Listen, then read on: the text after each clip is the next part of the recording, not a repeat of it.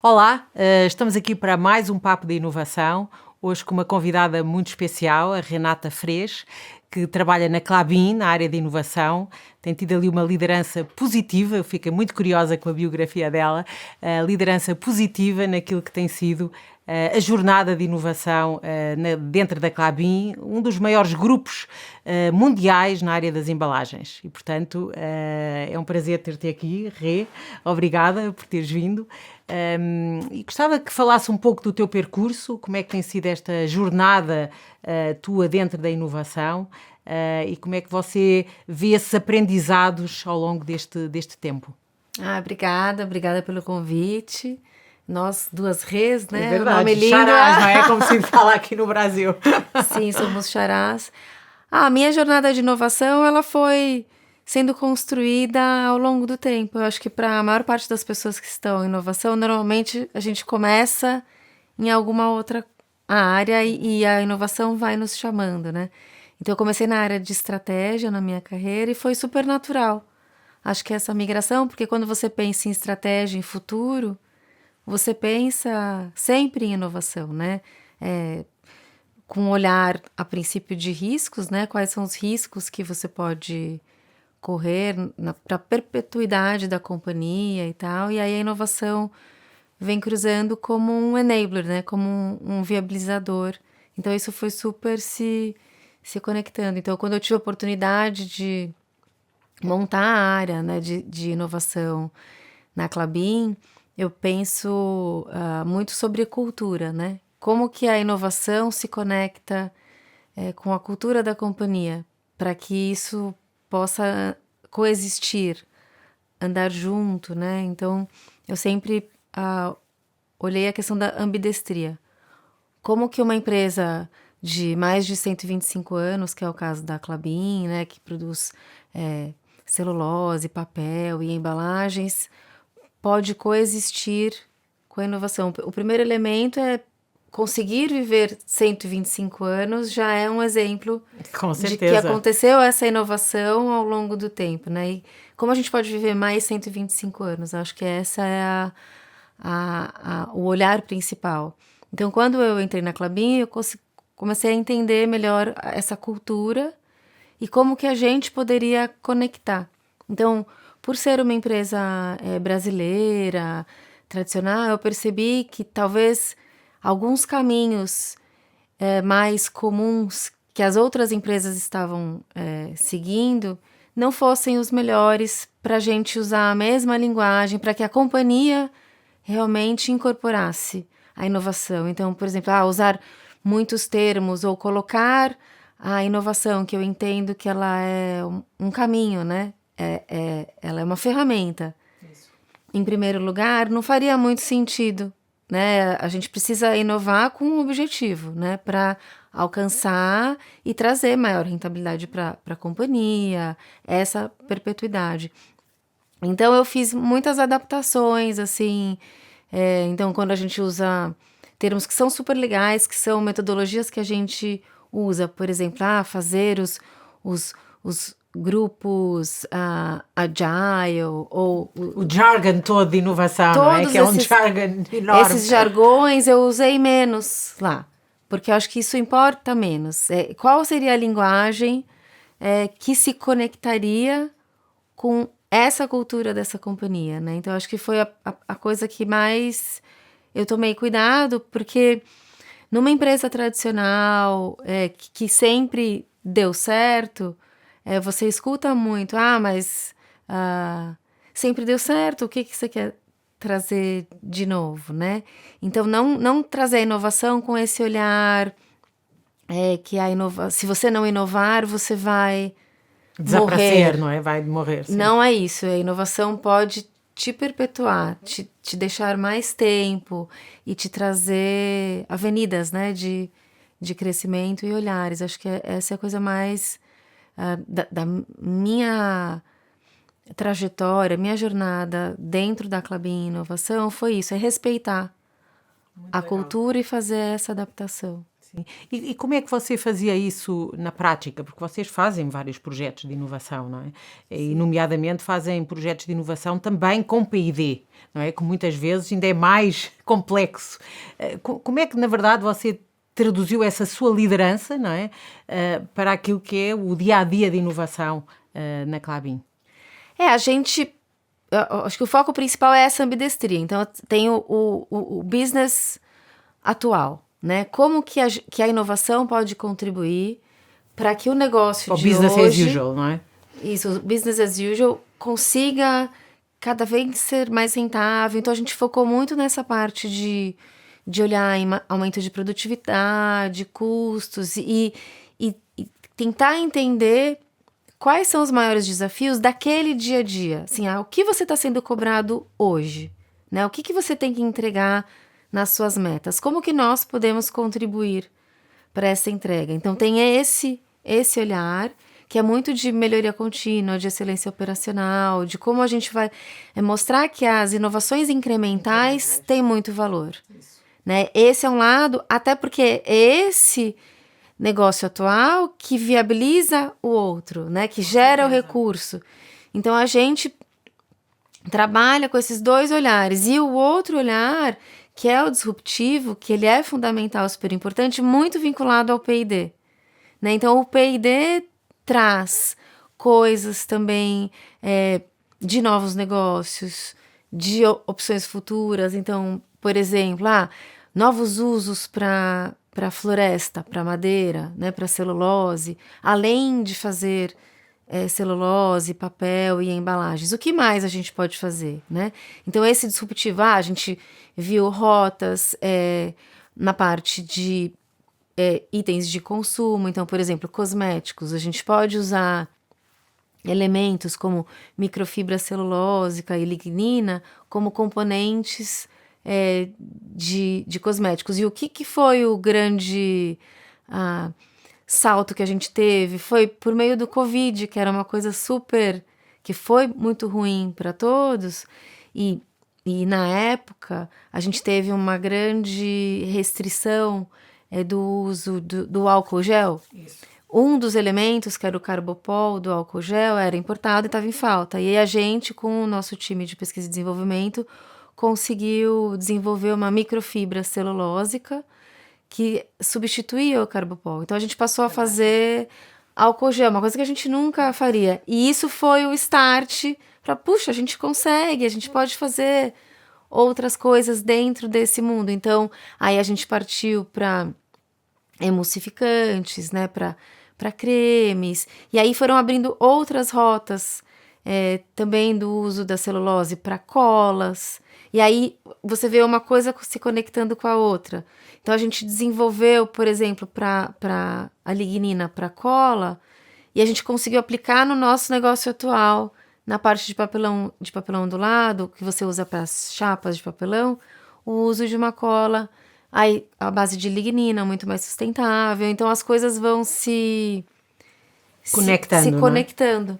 E também traz muito aquilo que eu sei que a Klabin e vocês em particular olham, que é esta circularidade, não é? Que é como é que nós olhamos para todo o processo produtivo do nosso negócio e conseguimos valorizar cada potencial desperdício que possa haver, não é? E vocês têm olhado muito para isso, não é? Sim, já é da nossa natureza. Mesmo.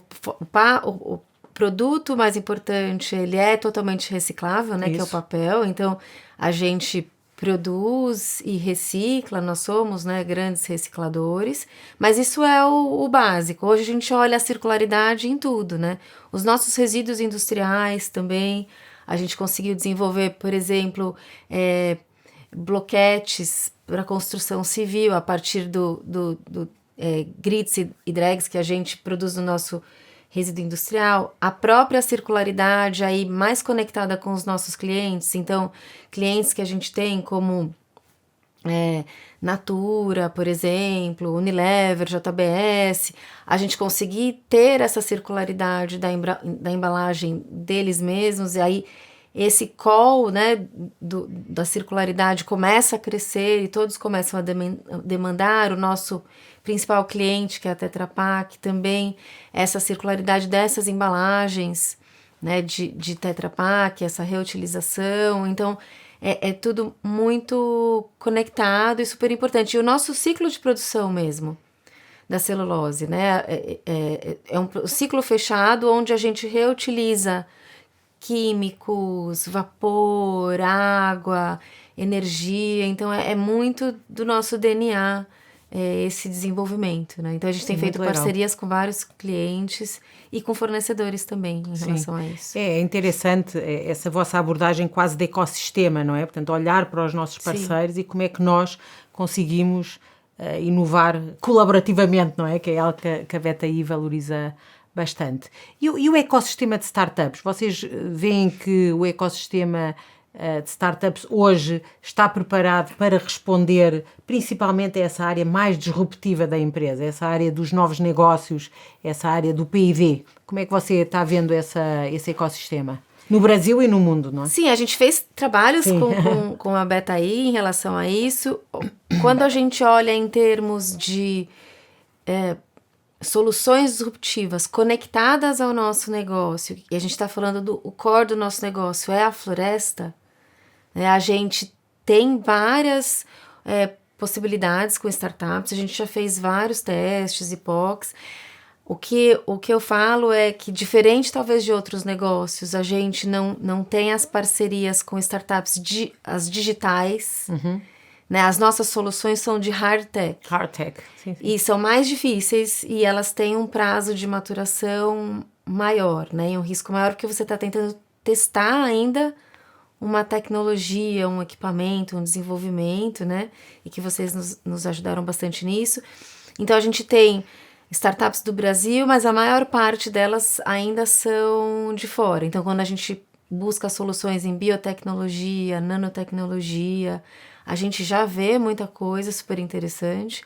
O nosso maior desafio tecnológico são o de barreiras, né? Que é fornecer propriedades para o papel sem transformar o papel num plástico, porque a gente perderia todos os nossos atributos, né? De reciclabilidade, biodegradabilidade. Esse é o maior desafio que o mundo todo tá olhando e tá buscando, né? E a gente já encontra soluções muito interessantes no mundo inteiro, mas que ainda não escalaram, né? Então, você vê que todas as empresas têm testado e a natureza das startups com quem a gente se relaciona estão muito vinculadas às universidades. Muito deep tech, não é? Muito deep tech, que é muito legal e que precisa de pesquisa e que a gente tem que incentivar cada vez mais. Acho que a Klabin, como uma empresa brasileira, a gente também tem buscado incentivar mais aqui, né? Essa conexão mais forte com as universidades locais. Com as startups que vêm de universidades de fora, a gente tem conseguido bastante e acho que a nossa obrigação também é estimular aqui. Com certeza. Mas a gente tem visto muita coisa muito bacana. Sim. Nós obviamente trabalhamos bastante em Deep Tech e aqui no Brasil nós vimos que há um grande investimento em ciência e tecnologia, nomeadamente tanto pelo Estado, as próprias empresas estão cada vez mais próximas das universidades, mas esta science to market, esta conversão de papers académicos em soluções de mercado é algo que ainda demora um pouco de tempo, não é? Como é que você vê isso? Porque o Brasil, na verdade, tem aqui um potencial muito grande de ser líder mundial de nature-based solutions, não é? De soluções baseadas na natureza, em que claramente vai ter que trazer deep techs, não é? Não são as startups digitais que vão resolver. Como é que você vê, mais ao nível do Brasil, algo que possa ser feito para acelerar esse processo? Eu acredito que empresas como a BETAI podem fazer esse papel fundamental, essa conexão. A gente tem um campo de universidade super rico, com pessoas altamente qualificadas no país todo. Nós somos grandes, publicamos muitos papers, mas eu acho que é isso que você trouxe, é essa conexão. E a gente tem grandes empresas que têm recursos, que têm capacidade, então, empresas nacionais ou de fora, ainda existe uma dificuldade em transformar, né? Em conectar, porque a gente precisa manter a pesquisa básica, ela é Claro, fundamental. fundamental, não é? Ela tem que seguir, mas a gente também precisa, em adição a isso, ter esse diálogo maior entre a universidade e as empresas privadas, e o conector é esse estímulo ao empreendedorismo, que eu acho que é muito forte e que ainda eu sinto que às vezes existe uma culpa, né, do lado muito da universidade, em como eu vou... Parece que é quase um pecado, não é? Exatamente. De transformar ciência em mercado, e eu acho não que é? a gente tem que mudar isso, e a gente precisa de viabilizadores no meio. Uma empresa como a Betaí, por exemplo, pode ajudar, porque só a empresa privada com a universidade sozinha é difícil. A gente precisa de construir essa costura e demonstrar que a gente consegue chegar em caminhos comuns. A gente tem alguns casos, por exemplo, a gente tem uma linha de pesquisa com a UFRJ para o desenvolvimento de fibra de carbono a partir de lignina. Foi uma pesquisa que aconteceu, que ela se encerrou agora e a gente quer continuar. Mas a gente sente falta ainda, do lado da universidade, de ter esse olhar empreendedor. De negócio, né? Isso, e olhar para os desafios das empresas e eles próprios estimularem doutorados, enfim, Sim. papers que possam responder de certa forma a esses desafios. É um desafio global, não é? Eu acho que obviamente os Estados Unidos e a China têm sido muito bem sucedidos, a Europa, Israel acho que agora, é bom nisso também. Israel é claramente um exemplo excepcional, não é? A Europa agora desacelerou um pouco mais, mas claramente o Brasil tem aqui um potencial muito grande. Voltando à questão da liderança, não é? Que eu sei que é algo que você valoriza bastante. Quais são os seus desafios do dia a dia, não é? Enquanto líder de inovação, que é algo, como você disse bem, tem aqui uma influência grande naquilo que é a cultura corporativa e empresarial. Acredito que o mais importante na inovação, e acho que na vida, né, é a questão da resiliência. A gente não pode desistir. Isso. Né? E tem sempre que... Então, o meu papel como líder do meu time, e não só do meu time diretamente, como da companhia como um todo, é isso, é a gente mudar as estratégias sempre quando for necessário, mas nunca perder o seu objetivo final, o olhar. A gente tem que sempre estimular, então é o papel da área de inovação, estimular que ela aconteça. E mesmo que a gente tenha que mudar o formato, a linguagem, a natureza dos projetos. Então, se a gente está num momento mais focado em custos, eu não devo ficar insistindo nos projetos só disruptivos. Então, criar essa mescla, ter esse olhar do todo e girando os pratinhos, né? Para não deixar cair, acho que é o mais importante. É esse estímulo. E todo tempo eu falo, se a gente tem uma porta fechada aqui, a gente tem que buscar um outro caminho. Ou nós não nos comunicamos da melhor forma, né, com aquele cliente nosso, né? Então a gente tem que buscar falar, se a gente realmente acredita que ali tem uma potência, né?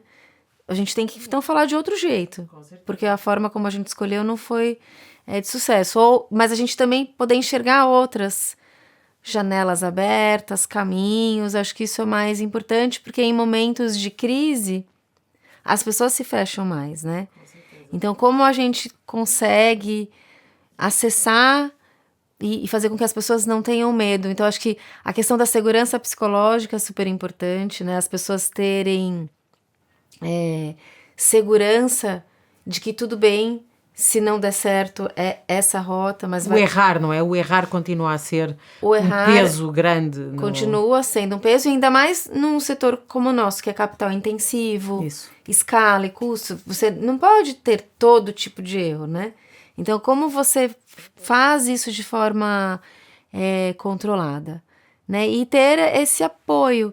E eu acho que o que a gente tem de maior fortaleza é essa clareza da questão da sustentabilidade, né? De um propósito, a gente quer entregar um produto melhor, uma solução melhor, a gente realmente tem muita verdade nisso. Isso engaja as pessoas, principalmente as pessoas mais jovens, né? Que elas estão ali para trabalhar com um propósito e tem que ter a resiliência.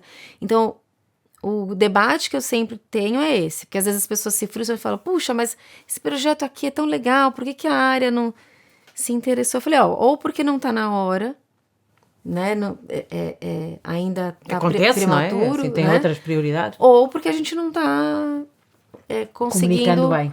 a comunicação correta. Então, acho que é isso, não pode desistir. Sim. Você falou aí na questão da sustentabilidade, que é obviamente fundamental para o vosso setor e para a Klabin em particular. Eu sei que vocês têm um plano bem robusto de ESG, mas eu gostava de falar um pouquinho mais à frente, porque obviamente com as alterações climáticas o vosso setor pode ser muito afetado, não é?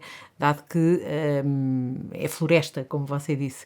Que medidas é que estão a tomar a Klabin, em que tem uma componente de inovação, esta questão da inovabilidade, que vocês estão a utilizar para exatamente prever esse futuro, tanto como novas áreas de negócio, como também para a preservação da floresta?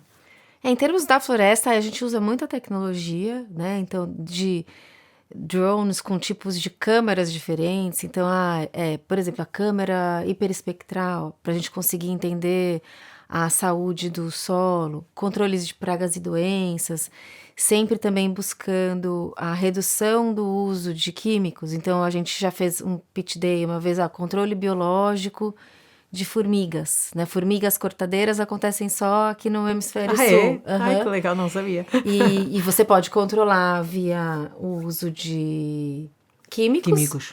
Ou você tem várias tecnologias hoje desse controle biológico, que é mais natural, que é super bacana, porque você não quer acabar com as formigas, você quer reduzir, né, em focos específicos. Então, o uso de fungos, por exemplo, é super legal. Então, a gente teve várias startups que vieram apresentar do Brasil e de fora, super legais. Legal. Então, acho que isso tem tudo a ver com a questão climática, né?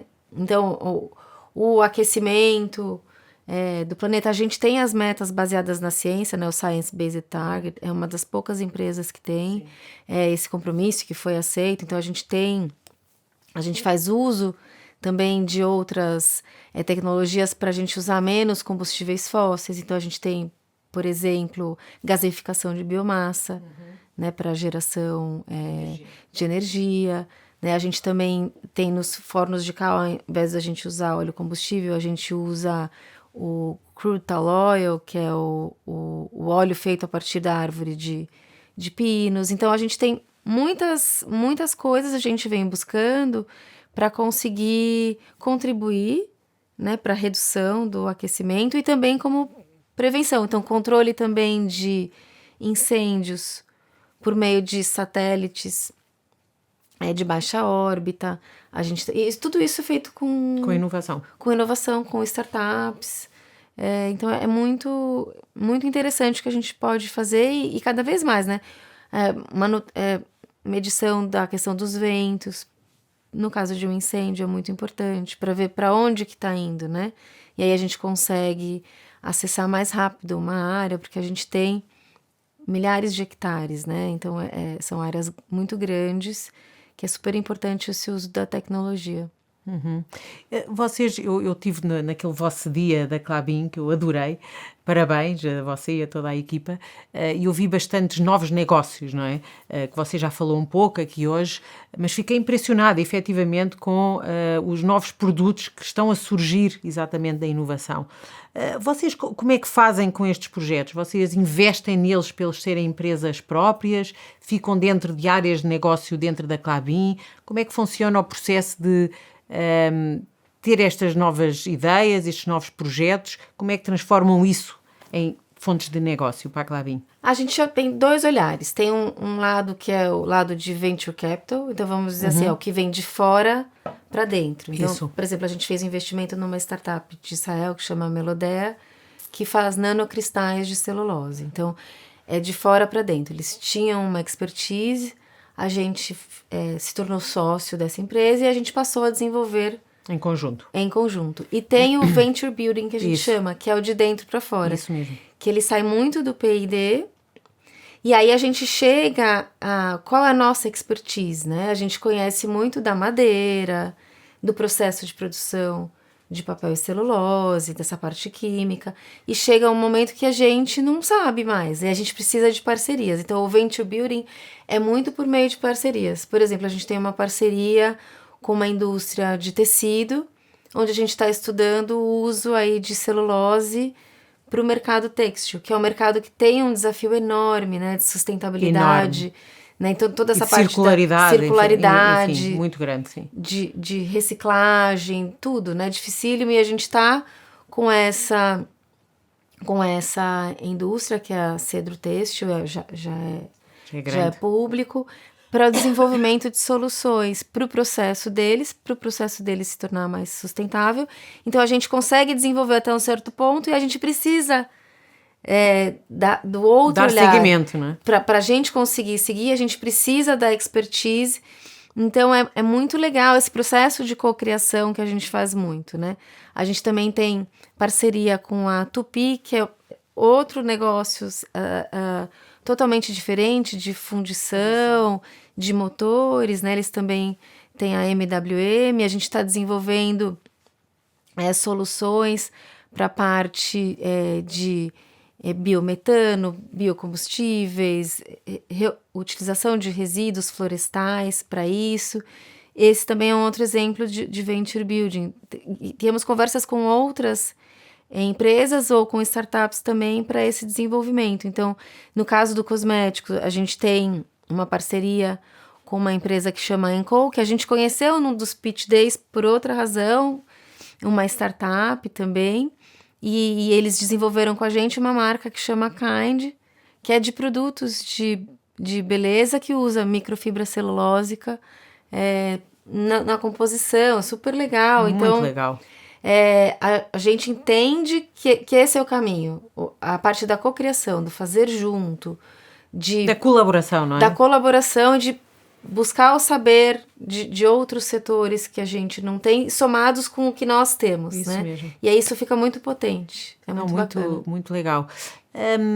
Que tendências é que você vê para o futuro, não é? Hoje em dia, obviamente, a inteligência artificial está em todo lado, não sei até que ponto você, no seu dia-a-dia, é influenciada por temos de trazer mais AI, acho que era bom ouvir um pouquinho de você, mas que tendências são essas para o futuro que você está vendo e está prevendo também na sua estratégia na Klabin?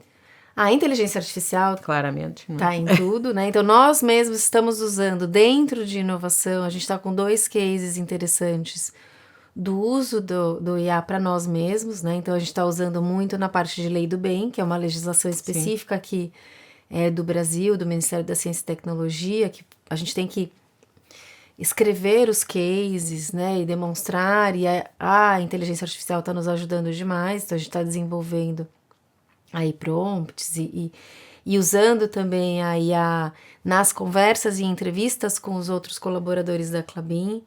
Então, isso já é gravado usando, né, a ferramenta de IA e está ajudando muito, super legal. E num outro projeto nosso, que é o Plante Sua Ideia, que é o nosso programa de ideias da companhia. Uhum. Então, a gente já fez testes com colaboradores de algumas das fábricas. O que é o Plante Sua Ideia? É o programa onde qualquer colaborador pode dar uma ideia, uma solução inovadora para algum problema, algum desafio que essa pessoa tem. É um processo que tem algumas etapas, então você dá a ideia, essa ideia é avaliada, se ela é aprovada, ela vai para uma etapa de desenvolvimento e depois implementação. E nós fizemos testes com os colaboradores, porque são de todos os níveis, né? E as pessoas muitas vezes têm medo ou dificuldade de se expressar e escrever aquela ideia. Então, nós testamos com o IA, a gente fez um grupo de controle, né, sem a IA, onde a ideia da pessoa já estava toda detalhada, desenvolvida, e foi uma IA que fez, e uma outra, conforme a pessoa ia escrevendo, a IA ia interagindo e... Que legal! Eles amaram, porque a gente tem muito, assim, medo, né? Tem vários medos, não é? Do que a IA vai trazer, e esse é um caso... De agregar, não é? Agrega valor. Onde as pessoas falam, nossa, isso aqui me ajuda muito. Fantástico. Tá muito bem escrito, é só arrumar um pouquinho aqui. Eu não faria tão bem assim. As pessoas se sentiram, assim, leves e falaram, isso é uma IA que eu quero pra mim. né? Isso Que me ajuda e que vai permitir com que, às vezes, uma boa ideia não evoluía porque ela estava mal explicada, né? Ou a pessoa não sabia se expressar. Então, a gente ouviu desses operadores, pessoas super simples, do dia a dia da companhia, falaram, é muito bom, não tenho medo disso, isso vai me ajudar. Então, isso são usos que nós já estamos fazendo hoje. E a gente entende que é uma forma muito bacana para começar na companhia, para tirar um pouco esse medo, né? Sim. Que era que nem se ouvia muito atrás, se você não fizer isso ou aquilo, você está vai tirar morto. o seu lugar, né? Aquela coisa Então, assim. a gente está fazendo isso e tem toda a parte aí mais complexa mesmo, da questão de machine learning, né? De data analytics. Aí, quando você pega a questão de todos os dados, não só a IA generativa, né? Que a gente aí está fazendo uso também, mas um uso mais controlado, mais estudado, porque você pode correr o risco de ter invasões, né, nas máquinas. Claro. E esse é o nosso maior receio, né? E a gente já viu vários cases, Muitos super cases, recente agora, sim. né? Que parte aí do mundo parou. Sim, a Microsoft parou, não é? Ou seja, por causa do bug do sistema. Sim. A gente tem esse mesmo E há muitos receio. ataques, muitas vezes que nós nem sabemos, não vêm para o mercado. Porque... E aí isso é uma área de TI, tá olhando muito isso, né? E de TA, de tecnologia da automação também. Quais são as portas abertas que a gente vem deixando que podem colocar em risco a companhia? E tem esse outro lado, como a IA pode nos ajudar como um assistente, né? Para coisas muito legais. Então a gente está fazendo esse uso, isso vai ser transformador, isso está muito evidente, não tem mais volta, né? E a gente vai ter cada vez mais dificuldade de saber, né, o que é criado por quem e pelo quê, mas sempre existe espaço para inteligência. Então, assim, o mais importante é a gente fugir dos trabalhos repetitivos, né? Que esses tendem a serem... já vem sendo, né? Sim, até são aborrecidos, se você falar. Muitas pessoas já nem querem fazer, não é? Então... Mas eu vejo um futuro muito bom, muito bacana, com grandes oportunidades, com aberturas, porque quando, mesmo a IA evoluindo e a gente fazendo, sempre precisa ter uma revisão, sempre precisa... Claro. E é o fator humano, não é? Sim, o fator humano. Você precisa das pessoas. Com certeza, com certeza. Eu interessei-me bastante sobre esta área de filosofia e tecnologia, não é? Ou seja, como é que a tecnologia... Porque se nós pensarmos bem, a tecnologia veio para libertar o homem para poder ser mais criativo, para poder, na verdade, usar o seu tempo de uma forma mais lúdica, não é? E mais sábia.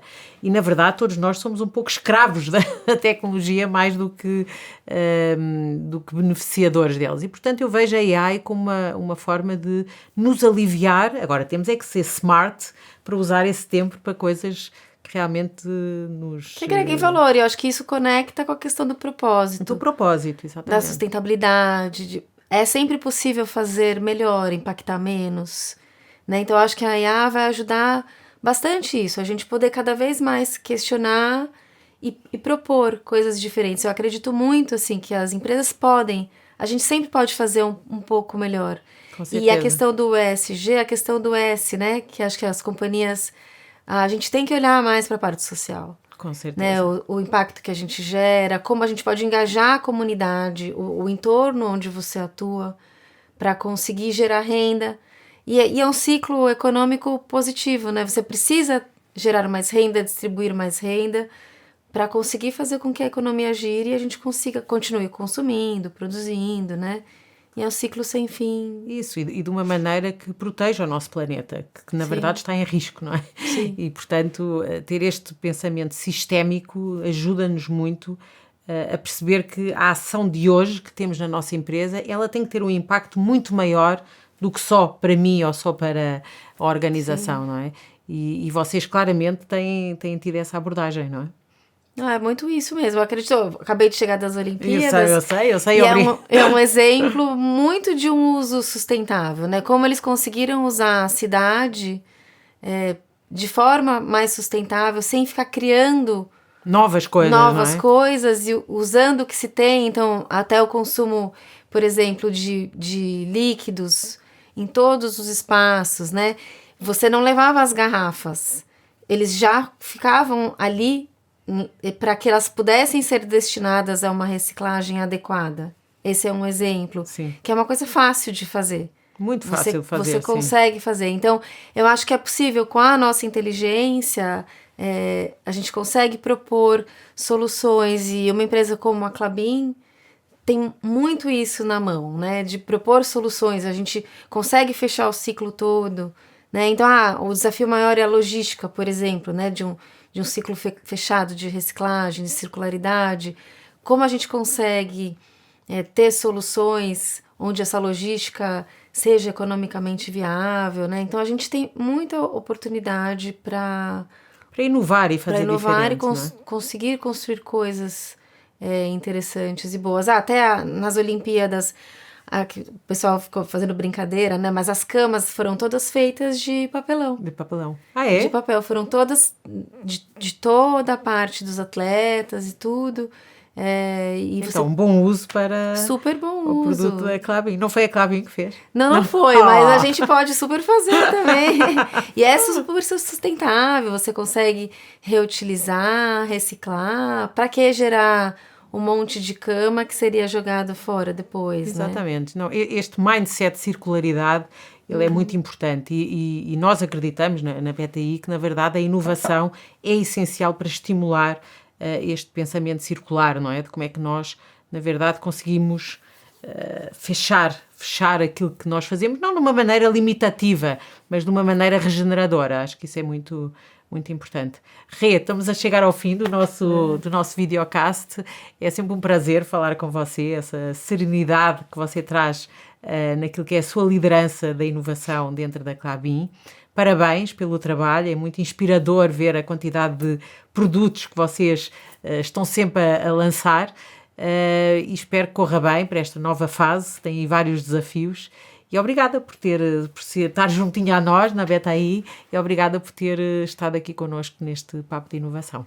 Eu que agradeço a oportunidade, super legal, é muito bom trabalhar com vocês também. Obrigada, Rê. Bem, terminamos mais um Papo da Inovação, hoje com a Renata da Klabin e espero vocês no próximo, que será muito em breve. Obrigada.